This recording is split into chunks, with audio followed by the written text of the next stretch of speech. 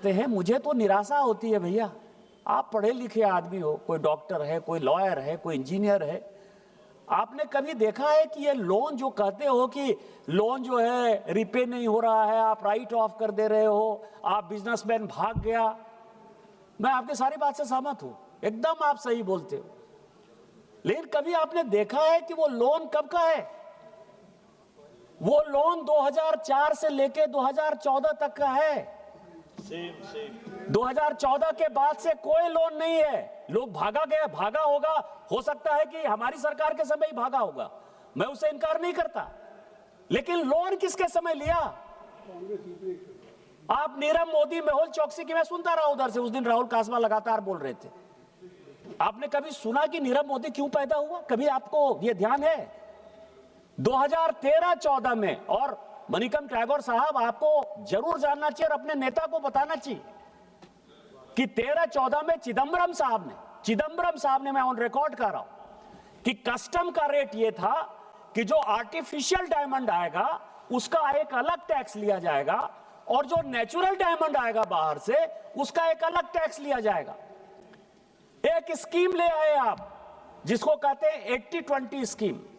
80-20 scheme यह था कि आप गोल्ड लाइए, डायमंड लाइए, आप यहां 20% यहां के लोकल मार्केट में दीजिए और 80% जो है उसको आप बाहर भेज दीजिए। सीएजी की रिपोर्ट आई 2014-15 की, मैं कॉपी भेज दूंगा आपके नेतृत्व को। वो ये कह रहा है कि 5 घंटे में डायमंड आया, 5 घंटे में गोल्ड आया, 5 घंटे में चांदी आया, और वो प्रोसेसिंग करने के लिए कभी हरिद्वार चला गया, कभी सूरत चला गया, कभी बंबई चला गया, सब दिल्ली एयरपोर्ट पर आया, और 5 घंटे में उसको प्रोसेस करके उसको एक्सपोर्ट कर दिया। और नीरव मोदी ने क्या किया? जब सब धन एक 22 पसेरी हो गया, तो जो नेचुरल डायमंड था और जो आर्टिफिशियल डायमंड था, उसमें सब उसने आर्टिफिशियल डायमंड जो है नेचुरल डायमंड की तरह बेचना शुरू कर दिया। पैदा आप करो, करप्शन आप करवाओ, ऊपर से जो है आप मेरे ऊपर क्वेश्चन करो। 15 लाख करोड़ रुपया, 1-2 पैसा नहीं, 15 लाख करोड़ रुपया इस देश का बैंक में डूब गया। कोई था पोजीशन नहीं।